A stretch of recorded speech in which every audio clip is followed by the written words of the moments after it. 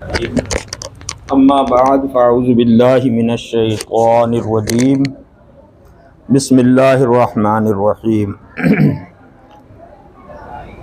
کنتم خیر امۃ اخرجت للناس تأمرون بالمعروف وتنہون عن المنکر آمنت باللہ صدق اللہ مولانا العظیم وبلغنا رسولہ النبی الکریم الامین وَنَحْنُ عَلَى ذَلِكَ لَمِنَ الشَّاهِدِينَ وَالشَّاكِرِينَ وَالْحَمْدُ لِلَّهِ رَبِّ الْعَالَمِينَ۔ بعد توحید کے متوالوں، شمع رسالت کے پروانوں، غوث پاک کے دیوانوں، آئیے ہم اور آپ مل کر کے اپنی غلامی کا ثبوت دیتے ہوئے پیارے آقا محمد عربی صلی اللہ تعالی علیہ وسلم کی بارگاہ عالی میں عقیدت و محبت کے ساتھ جھوم جھوم کے پڑھیں اللہم صلی علی سیدنا و مولانا محمد وبارک وسلم صلو علیہ صلاۃ و سلام علیکہ سیدی یا رسول اللہ صلاۃ و سلام علیکہ یا حبیب اللہ وعلی آلکہ و اصحابہ اللہ۔ جب تھے 313 تو لرزتا تھا زمانہ، جب تھے 313 تو لرزتا تھا زمانہ، اور آج ہم ہیں کروڑوں تو کرتے ہیں غلامی۔ برادران اسلام، آج ہمارے ضلع امام حضرت علامہ مولانا سید راشد انور صاحب قبلہ نے ہمیں اور آپ کو متحد کرنے کے لیے اور بارگاہ رب العزت کے اندر اکٹھے ہو کر دعائیں کہ اللہ تبارک و تعالی فلسطین کے مسلمانوں کو نجات عطا فرمائے اور اسلام کا جھنڈا ہر جھنڈے سے اونچا فرمائے اور مومنین کو فتح و کامیابی عطا فرمائے۔ آپ نے سب کو دعوت دی اور الحمدللہ لبیک کہتے ہوئے ہم اور آپ حاضر ہو گئے ہیں۔ اللہ تبارک و تعالی نے ہماری تعریف قرآن پاک میں جو ارشاد فرمائی ہے وہ کس انداز میں فرمائی ہے کہ تم بہترین امت ہو۔ کتنے خوش نصیب ہیں مسلمانوں ہم کہ ہم اپنے گریبان میں اگر جھانک کے دیکھیں اپنے اعمال کو تو سوائے شرم اور ندامت کے ہمیں کچھ نظر نہیں آتا، لیکن یہ پیارے آقا صلی اللہ تعالی علیہ وسلم کا صدقہ ہے کہ ان کی امت میں ہونے کی وجہ سے اللہ تبارک و تعالی ہم گنہگاروں کی تعریف فرما رہا ہے کہ تم بہترین امت ہو، کنتم خیر امت۔ خیرہ اس میں تفضیل کا صیغہ ہے کہ تم بہترین امت ہو۔ کیوں بہترین ہے؟ کہ تأمرون بالمعروف، کہ تم نیکی کا حکم دیتے ہو، وتنہون عن المنکر، اور برائی سے روکتے ہو۔ افسوس مسلمانوں کہ آج ہمارے اندر یہ چیز نہیں ہے۔ ابھی میں راوت سر سے چلا تو میں نے کئی علماء کو کہا کہ آپ تشریف لے چلیں، کہا کہ ہمیں اسپیشل نہیں کہا گیا ہے۔ افسوس ہے جب ہمیں ذکر کے لیے بلایا جا رہا ہے تو ہم حاضر نہیں ہو سکتے، اور جب جہاد کے لیے بلایا جائے گا تلوار اٹھا کر کے ہم کیسے حاضر ہو جائیں گے؟ مسلمانوں، جب تک ہمارے دلوں کے اندر یہ میں ختم نہیں ہوگی اس وقت تک ہمیں کامیابی نہیں ملے گی۔ اللہ تبارک و تعالیٰ نے شیطان کی بربادی کی ایک وجہ یہ بھی قرآن پاک میں ارشاد فرمائی ہے کہ شیطان نے گھمنڈ کیا، ابا واستکبرا، اس نے انکار کیا اور گھمنڈ کیا، وکان من الکافرین، وہ کافروں میں سے ہو گیا، تو اس کی برباد۔ تو گھمنڈ آج ہمارے اندر بھی یہ آیا ہوا ہے۔ اللہ کے رسول صلی اللہ تعالی علیہ وسلم کے غلاموں میں ایسا نہیں ہونا چاہیے۔ آپ اندازہ لگائیں، اسی بیت المقدس کو حضور حضرت عمر فاروق رضی اللہ تعالیٰ عنہ کی صرف سادگی نے فتح کر لیا تھا، بغیر لوگوں کی تلواریں اٹھے، بغیر لوگوں کے سر قلم ہوئے، بغیر امت کا نقصان ہوئے، فتح و کامیابی مل گئی۔ تو ان کے اخلاق و کردار ہمارے لیے یہ مشعل راہ ہے۔ آج ہم اگر آپس میں ایک دوسرے کے ساتھ نرمی کے ساتھ پیش آئیں گے، اللہ کے رسول صلی اللہ تعالیٰ علیہ وسلم کا فرمان عالی شان ہے، الفقر فخری، فقیری میرا فخر ہے، انکساری میرا فخر ہے۔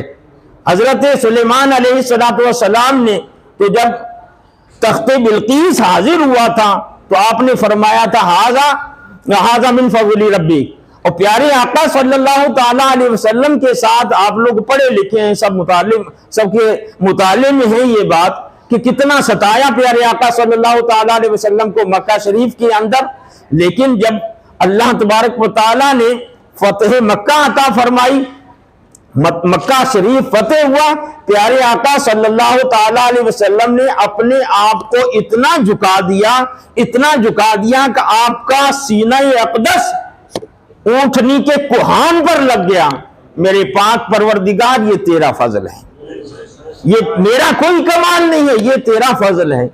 تو مسلمانوں، اسی رسول کے ہم چاہنے والے ہیں۔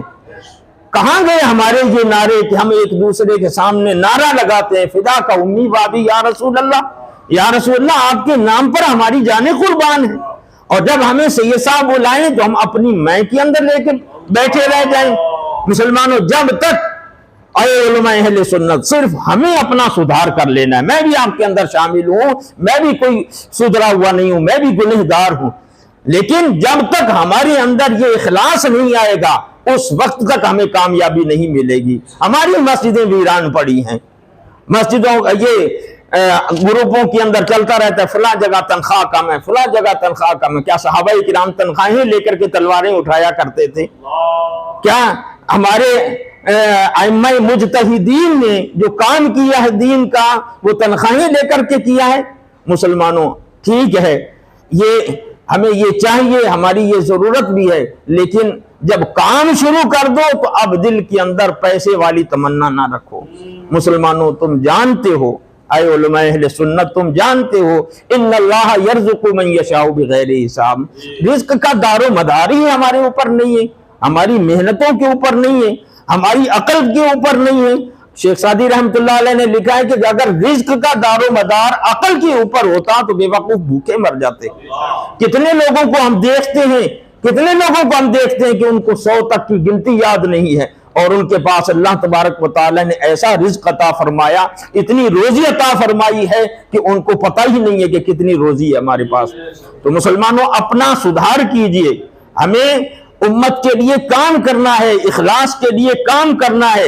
اب ہم اور آپ اگر گھر سے روانہ ہوئے ہیں اس کام کے لیے، نیت کر کے چلے ہیں کہ یا اللہ ہم صرف تیری رضا کے لیے جا رہے ہیں، تیرے پیارے محبوب صلی اللہ تعالیٰ علیہ وسلم کی اولاد نے تیرے پیارے پسندیدہ دین کے لیے بلایا ہے، پیارے آقا کی امت کے اوپر ظلم و تشدد ہو رہا ہے، اس کے لیے تیری بارگاہ میں ہاتھ اٹھانے کے لیے بلایا ہے۔ 40 لوگوں میں جب ایک آدمی اللہ والا ہوتا ہے تو 40 علماء کے اندر اللہ والا کیوں نہیں ہوگا؟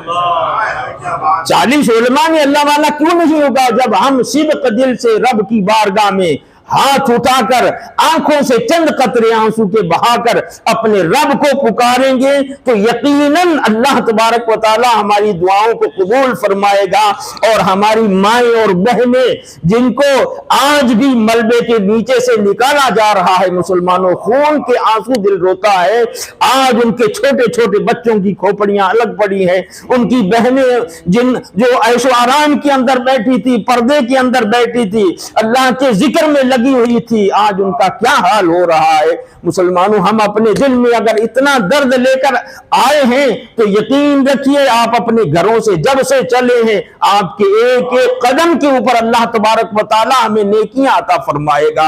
اور میں نے خود یہی نیت کی کہ یا اللہ اس لیے جا رہا ہوں کہ ہو سکتا ہے تیرے نیک بندوں میں اس گنہگار کی، اس عاصی کی خطائیں بھی معاف ہو جائیں، ان شہداء کے صدقے میں جو بیت المقدس کے لیے لڑ رہے ہیں، اپنی اپنی جانیں دے رہے ہیں تو ان کے صدقے میں ہم کچھ نہیں کر سکتے، تو یہاں بیٹھ کر کے یا اللہ اپنی محبت کا اظہار تو کر سکتے ہیں، یا اللہ اپنی محبت کا اظہار کریں گے تو ہو سکتا ہے کہ ان کی وسیلے سے ہمارا بھی بیڑا پار ہو جائے، ہماری بھی خطائیں معاف ہو جائیں۔ آپ لوگوں نے پڑھا ہوگا کہ ایک عورت حضرت یوسف علیہ السلام کو مصر کے بازار میں خریدنے جا رہی تھی، تو لوگوں نے کہا کہ تیرے پاس تو کچھ نہیں ہے، بڑے بڑے لکھ پتی لوگ جا رہے ہیں، تو اس عورت نے کہا تھا کہ ہاں میں بھی جانتی ہوں میرے پاس کچھ نہیں ہے، لیکن شاید اس غریب کا بھی خریداران یوسف کے اندر میرا بھی نام آ جائے اور قیامت کے دن میرا بھی بیڑا پار ہو جائے۔ تو مسلمانوں، سید صاحب کے اوپر ہم اتنا خوش ہیں،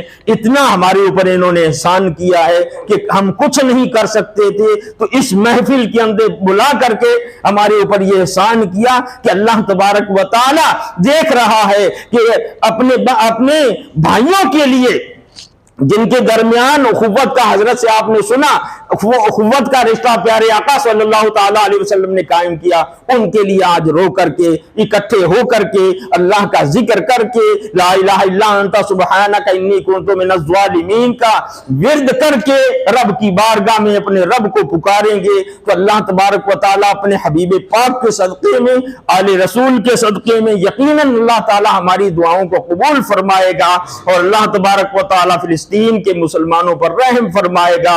امید ہے کہ اللہ تبارک و تعالی آج کی اس محفل کے اندر اللہ تعالیٰ سے ہم سب مل کر کے یہ دعا کریں کہ یا اللہ پاک اسلام کے جھنڈے کو ہر جھنڈے سے بلند فرما دے، یا اللہ اسلام کی بہن بیٹیوں کی عزت و آبرو کی حفاظت فرما، یا اللہ تعالیٰ ان آل رسول کے صدقے میں، اپنے محبوب صلی اللہ تعالیٰ علیہ وسلم کے اولاد کے صدقے میں اس امت کا بیڑا پار فرما دے۔ اللہ تبارک و تعالی ہمیں اور آپ کو نیک عمل کرنے کی توفیق عطا فرمائے اور ہمیں نیکی کا حکم دینے کی توفیق عطا فرمائے، تأمرون بالمعروف وتنہون عن المنکر پر عمل کرنے کی توفیق عطا فرمائے۔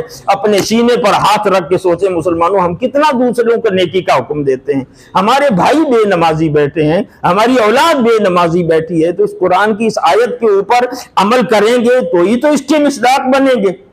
اللہ نے جو تعریف کی ہے امت کی، تو جب اس پر عمل کریں گے تو ہی تو اللہ تبارک و تعالیٰ نے جو تعریف کی اس کے اندر ہم شامل ہوں گے۔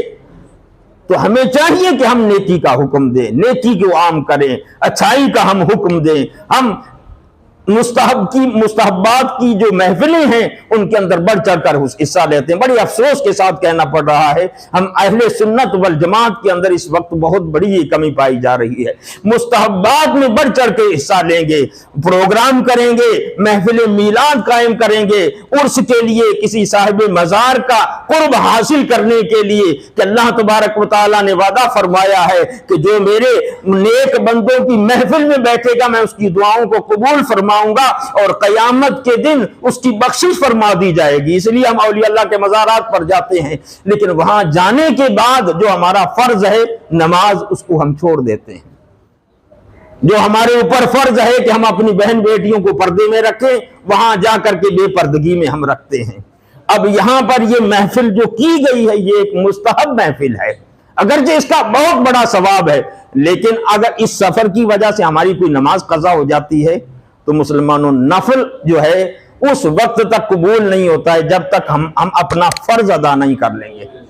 نفلی عبادت اس وقت قبول ہوگی جب ہم اپنے فرائض کو پورا کریں گے۔ زکوٰۃ ذمے میں باقی ہے تو نماز قبول نہیں ہے۔ آپ لوگ پڑھے لکھے ہوئے ہیں اور اس تلخ حقیقت کو مانیے اور عام کیجئے۔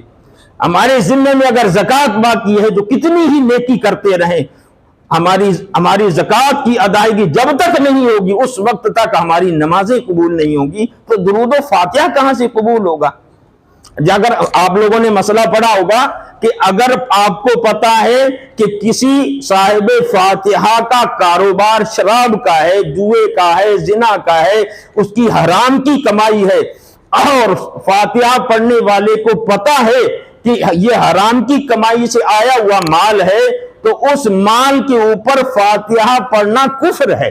مفتی صاحب تشریف فرما ہے، اس کے اوپر فاتحہ پڑھنا کفر ہے۔ کیا مطلب ہوا کہ ہم یہ جانتے ہوئے تو اللہ کی بارگاہ میں یہ چیز پیش کر رہے ہیں جس کو اللہ نے حرام فرمایا۔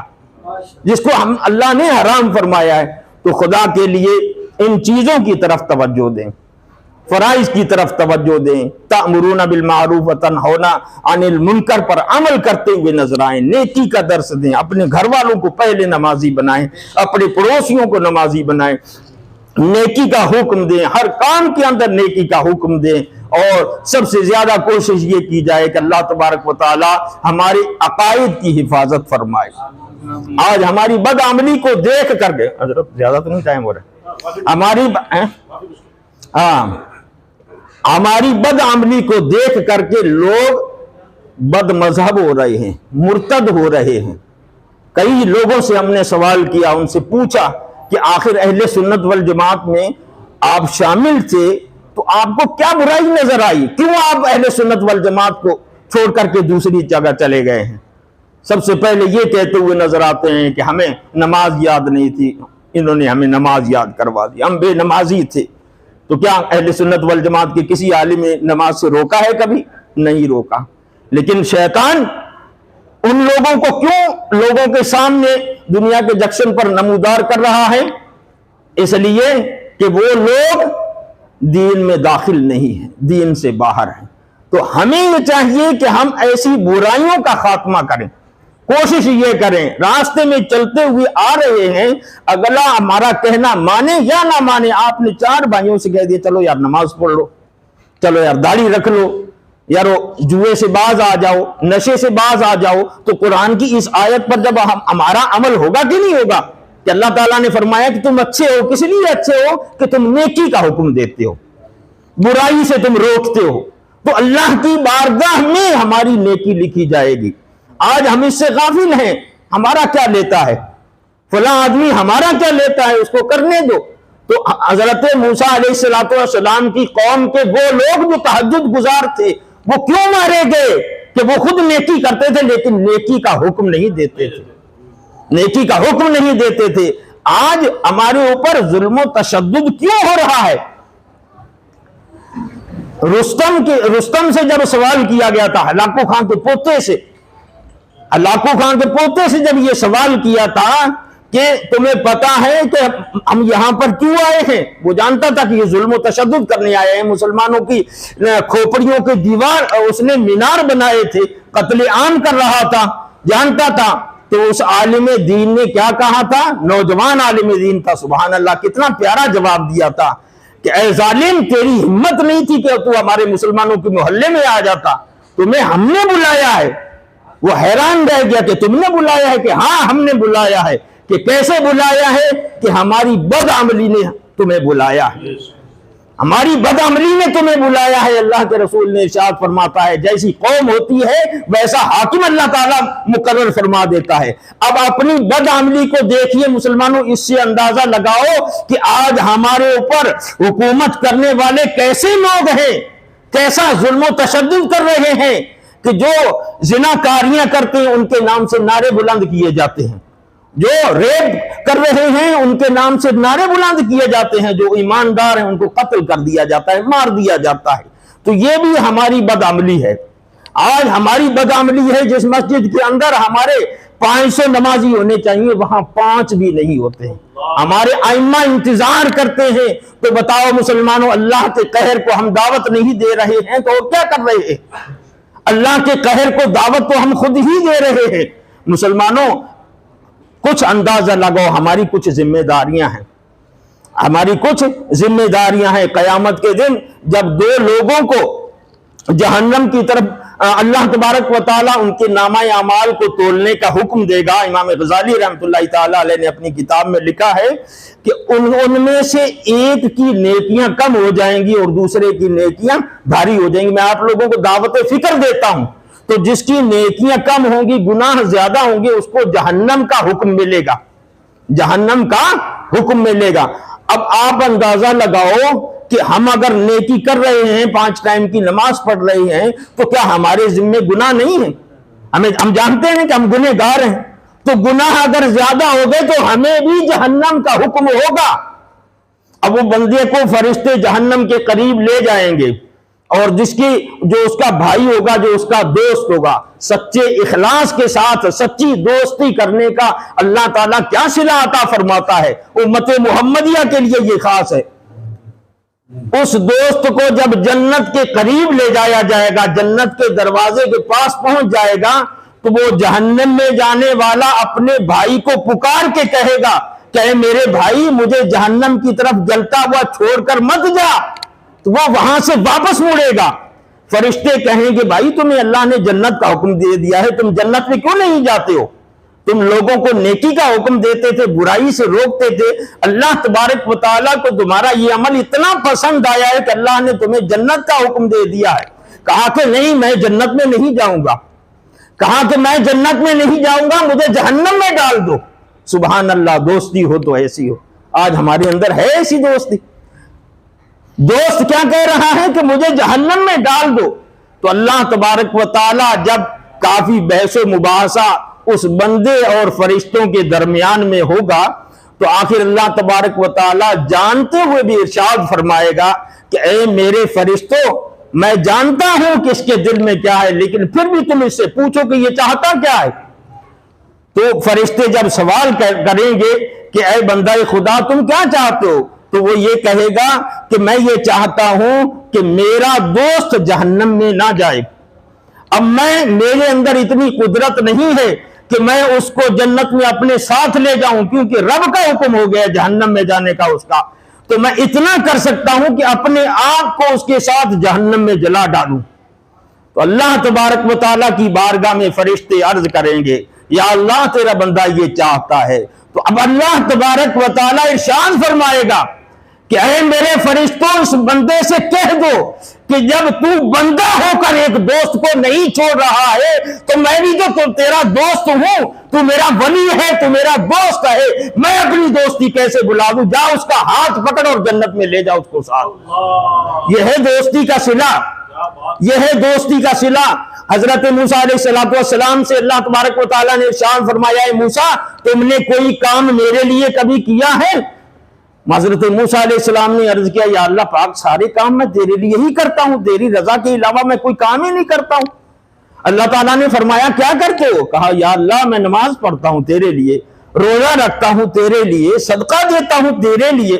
تو اللہ تعالیٰ نے فرمایا کہ اے موسیٰ، نماز تیرے لیے نجات کا ذریعہ ہے، روزہ تیرے لیے ڈھال ہے، صدقہ تیرے لیے آنے والی مصیبتوں کو دور کرنے کے لیے ہے، میرے لیے کیا کرتا ہے؟ اب موسیٰ علیہ السلام رب کی بارگاہ میں انکساری کے ساتھ پیش کریں گے یا اللہ تو ہی بتا کہ میں تیرے لیے کیا کر سکتا ہوں۔ تو اللہ تعالیٰ فرمائے گا، مسلمانوں غور کرو اس بات کے اوپر، اللہ تعالیٰ فرمائے گا کہ اے موسیٰ، کبھی کسی میرے بندے سے میری رضا کے لیے ملنے کے لیے گئے ہو؟ میری رضا کے لیے ملنے کے لیے گئے ہو؟ جب ہم گھروں سے روانہ ہوئے ہیں تو دل میں یہ نیت کر لیتے کہ سید صاحب سے ملنا ہے اور علماء اہل سنت آئیں گے، ان سے ملنا ہے، یا اللہ تیری رضا کے لیے تیرے نیک بندے آئیں گے، تو یہ عمل اللہ کو اتنا پسند ہے کہ اس عمل کو اپنی رضا کا ذریعہ بتایا حضرت موسیٰ علیہ السلام کو۔ تو ہمیں کیا چاہیے کہ ہمیں آپس میں سچی محبت رکھنی چاہیے۔ ایسا نہ ہو کہ دوست آرام میں ہے تو دوستی، اور جیسی ہی مصیبت میں گرا تو شیخ سعدی کے اقوال آپ لوگوں نے پڑھے ہوئے ہیں، ایسے دوست سے تو دوستی اچھی نہیں ہے۔ خود غرض دوست نہ بنو، اللہ اور اس کے رسول کی رضا کے لیے ہمیں دوستی کرنی ہے، اللہ اور اس کے رسول کی رضا کے لیے ہمیں یہ کام کرنا ہے۔ ایک شخص نے ایک صحابی رسول سے جا کر کہا، صحابی رسول نے پوچھا کہ بتاؤ تم میرے پاس کس لیے آئے ہو؟ تو اس نے کہا کہ صرف اللہ کی رضا کے لیے آپ کو ملنے آیا ہوں۔ تو صحابی نے کہا کہ میں نے اپنے کانوں سے اللہ کے رسول کو فرماتے ہوئے سنا کہ جو بندہ اپنے بھائی سے اللہ کی رضا کے لیے جاتا ہے، اللہ کو راضی کرنے کے لیے جاتا ہے، تو اللہ تعالیٰ اس کے تمام گناہوں کو معاف فرما دیتا ہے۔ اللہ تبارک و تعالی ہمیں اور آپ کو قرآن پاک کی ایک ایک آیت پر عمل کرنے کی توفیق عطا فرمائے۔ اگر آج بھی ہم قرآن پاک پر عمل کر لیں، رات سید صاحب کا ایک بیان سنا تھا، ماشاءاللہ اتنا پیارا بیان کہ اگر آج بھی ہم اپنے اندر وہ اخلاق پیدا کر لیں جو ہمارے اسلاف کے تھے تو آج بھی دنیا کے جنکشن پر ہمیں عزت مل سکتی ہے۔ مسلمانوں غور کرو اور اپنے آپ کو چینج کرو، دوسرے کو نہ دیکھو کہ وہ کیا کر رہا ہے، اپنے آپ کو صرف نیک بنا لو، اپنے آپ کو صحابہ کے نقش قدم پر چلاؤ، اپنے آپ کو حضرت عمر فاروق کی سیرت کے اوپر چلانے کی کوشش کرو۔ سبحان اللہ، کیا انداز تھا جب بیت المقدس فتح ہوا تھا، جب بیت المقدس کے قریب پہنچے، آپ لوگ اشارہ دے رہا ہوں سب پڑے ہوئے ہو، قریب پہنچے تو اب غلام کا نمبر تھا، غلام کا نمبر تھا نکیل رسی پکڑنے کا، غلام کا نمبر تھا سواری کرنے کا۔ غلام نے کہا سرکار آپ خلیفہ ہیں، آپ رسی نہ پکڑیں، اب بیت المقدس قریب آ گیا ہے۔ فرمایا نہیں، انصاف یہی ہے کہ تم سواری کرو اور میں پکڑتا ہوں۔ جیسے ہی بیت المقدس کے قریب پہنچے، اب سارے کے سارے یہود و نصارہ اکٹھے ہو گئے احترام کے لیے۔ کس کا احترام کر رہے ہیں؟ جو اونٹ کے اوپر سوار ہے، جو خچر کے اوپر سوار ہے۔ آج ہم تو اپنے آپ کو ذلیل سمجھتے اگر خچر کے اوپر سوار کر لیں گے۔ نہیں مسلمانوں، ہمارے اندر تو کچھ ہے ہی نہیں۔ ہماری حقیقت جب اپنے ضمیر کی طرف نظر ڈال کر کے دیکھ لیا کرو کہ ہم کتنے پانی میں ہیں، 2 ٹائم گندگی کے اندر ہم ہاتھ مارنے والے ہیں۔ یہ رب کا کرم ہے کہ اس نے حبیب کا ہمیں امتی بنا دیا، یہ رب کا کرم ہے کہ اس نے ہمیں عزت دے دی۔ اللہ تعالیٰ نے قرآن میں ارشاد فرمایا ہے وَأَنْتُمُ الْأَعْلَوْنَ إِن كُنتُم مُؤْمِنِينَ، تم ہی بلندیوں والے ہو اگر تم مومن ہو۔ آج ہم ذلتوں والے کیوں ہو گئے ہیں؟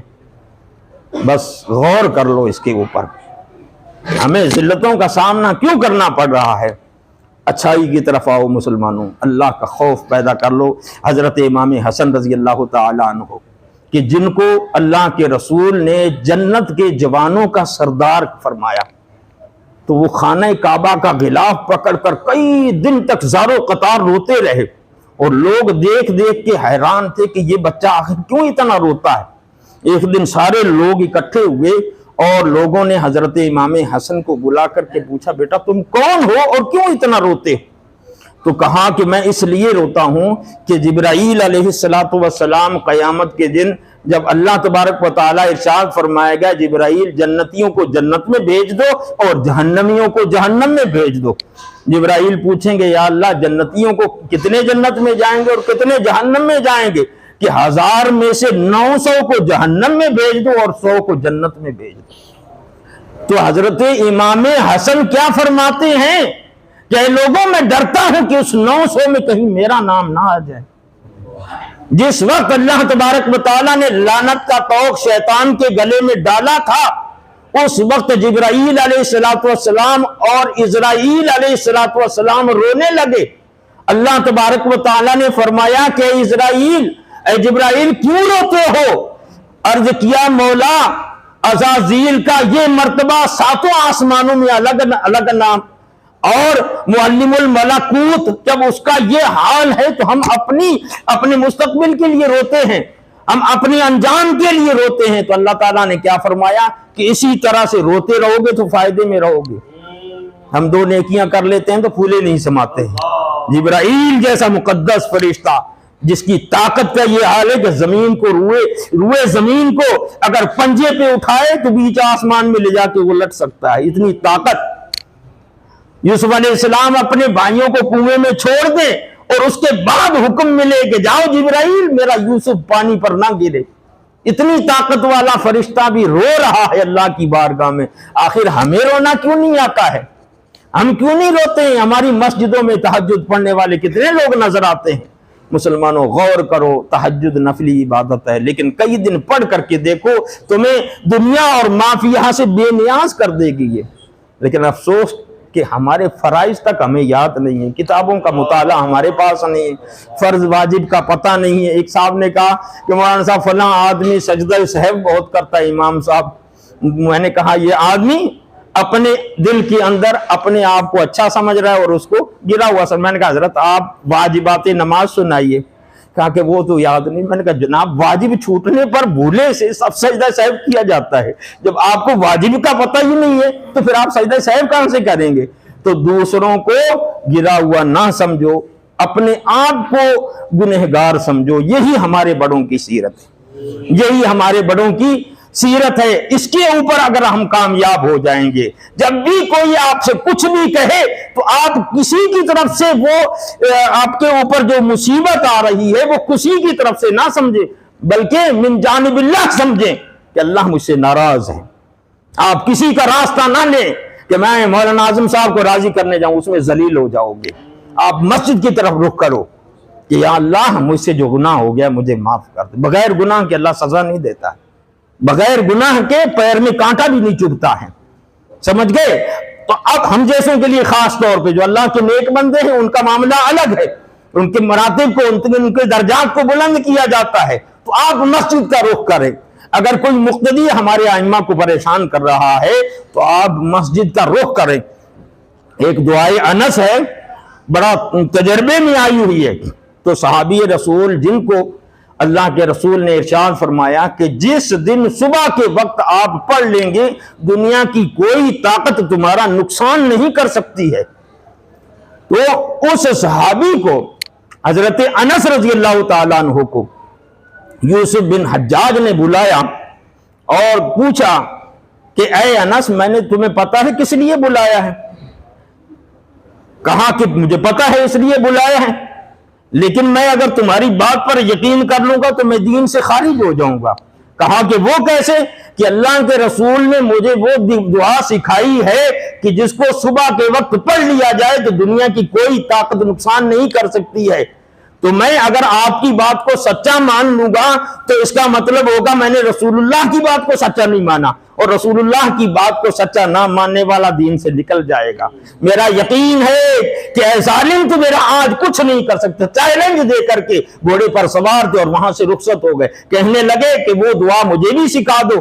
تو حضرت انس نے کیا ارشاد فرمایا کہ تو اس لائق نہیں ہے, تو اس لائق نہیں ہے. صحابہ کرام کو قتل کر رہا ہے, شہید کر رہا ہے, تو یتیموں کو, تابعین کو قتل کر رہا ہے, تو اس لائق نہیں ہے. تو مسلمانوں ہماری حفاظت کے لیے بہت کچھ ہے اگر ہم عمل پیرا ہو جائیں. ہم دنیاوی وسائل کی طرف آ گئے ہیں, 4 آدمیوں سے جڑیں تاکہ ہمارا پردہ بھاری ہو جائے. نہیں, آدمیوں کی ضرورت نہیں, آدمیوں سے اخلاق سے پیش آؤ, لیکن راضی صرف اپنے رب کو کرو. اپنے رب کو راضی کریں گے تو وَأَنْتُمُ الْأَعْلَوْنَ إِن كُنتُم مُؤْمِنِينَ, تم بلندیوں والے ہو اگر تم مومن ہو. اور آج ہم ذلتوں کا سامنا کر رہے ہیں تو کیا وجہ ہے کہ ہمارے ایمان میں کمزوری آ گئی ہے, ہمارے اندر بدعملی آ گئی ہے, ہم ریاکاری کے لیے اپنے کام کر رہے ہیں. جس کام کے اندر مسلمانوں ذرا سا دکھاوا پایا جاتا ہے وہ کام بجائے اس کے کہ ہم ثواب کے لیے کر رہے ہیں تو ہمیں ثواب ملے, کفر, شرک اصغر فرمایا اس کو. شرک اصغر ہے ریاکاری. اگر ہم کوئی عمل اس لیے کریں تو لوگ ہم سے راضی ہو جائیں تو یہ کیا ہے؟ شرک اصغر ہے. چاہے آپ درود پاک پڑھ رہے ہیں, چاہے آپ نماز پڑھ رہے ہیں, چاہے آپ نوافل پڑھ رہے ہیں, چاہے آپ صدقہ کر رہے ہیں, تو کیا کرنا چاہیے کہ صدق دل سے صرف اللہ کی رضا کے لیے وہ کام کریں. اللہ کی رضا کے لیے ہمیں وہ کام کرنا ہے, تب جا کر کے اللہ تبارک و تعالی ہمیں ایسا صلہ عطا فرمائے گا. اور اس کے اندر بھی ہم دعائیں مانگتے ہیں تو اپنے مومنوں بھائیوں کو پہلے شامل کر رہے ہیں. کیا انداز ہے؟ ربنا اغفر لی ولوالدی, یا اللہ میری بخشش فرما دے اور میرے ماں باپ کی بخشش فرما دے, وللمؤمنین, اور سارے مومنوں کو بخش دے. پڑھ رہے ہیں نماز, اپنے بھائی کا برا سوچ رہے ہیں, پڑھ رہے نماز, اپنے پڑوسی کا برا سوچ رہے ہیں, تو نماز کہاں سے ہو جائے گی؟ مکمل نماز کہاں سے ہو جائے گی؟ مکمل نماز کے طریقے پر نماز پڑھو, نماز کو سمجھ کر کے نماز پڑھو. اگر جس نماز کے اندر دنیاوی خیال آتے ہیں اور وہ بندہ اس کی کوشش بھی نہیں کرتا ہے, جس نماز کے اندر خشوع اور خضوع نہیں ہوتا ہے, تو اس نماز کی قبولیت کی کوئی علامت نہیں ہے مسلمان. اور جس نماز میں خشوع اور خضوع ہوتا ہے, نماز کے طریقے پر نماز پڑھی جاتی ہے, تو وہ نماز جب جاتی ہے نمازی کے پاس سے تو نمازی کو دعا دے کر کے جاتی ہے, نمازی کو دعا دے کر کے جاتی ہے کہ اللہ تبارک و تعالیٰ تیرا بھلا فرمائے, تو نے میرے لیے بڑا اچھا کیا, تو نے مجھے بڑے اچھے انداز سے ادا کیا, اور جس نماز کو نماز کا حق نہیں ادا کیا جاتا وہ نماز بد دعا دیتی ہے، آسمانوں پر جاتی ہے تو اس کو واپس پھینک دیا جاتا ہے۔ اللہ تبارک و تعالی ہمیں اور آپ کو دین کو سمجھنے کی توفیق عطا فرمائے اور ہمیں تأمرون بالمعروف وتنہون عن المنکر پر عمل کرنے کی توفیق عطا فرمائے۔ اللہ تبارک و تعالی ہمارے تمام مومنین مومنات کو عزت و آبرو عطا فرمائے، ہمارے دین کی حفاظت فرمائے، ہمارے فلسطین کے مسلمانوں کی اور روئے زمین پر جہاں کہیں بھی مسلمانوں پر ظلم و تشدد ہو رہا ہے، اللہ تبارک و تعالیٰ اپنے حبیب کے صدقے میں، اپنے حبیب کی محبوبین کے صدقے میں ان سب کی ان مصیبتوں کو دور فرمائے۔ میں نے آپ کے سامنے جو عرض کیا ہے اس میں سہون قصدن مانن حرفن جو بھی غلطیاں ہو گئی ہیں آپ سب کو گواہ بنا کر اللہ رب العالمین کی بارگاہ میں سچے دل سے اللہ کو راضی کرنے کے لیے توبہ کرتا ہوں۔ آپ بھی میرے ساتھ مل کر کے پڑھیں، استغفر اللہ استغفر اللہ استغفر اللہ ربی من کل ذنب واتوب الیہ، اشہد ان لا الہ الا اللہ واشہد ان محمدا عبدہ ورسولہ، وآخر دعوانا ان الحمد للہ رب العالمین۔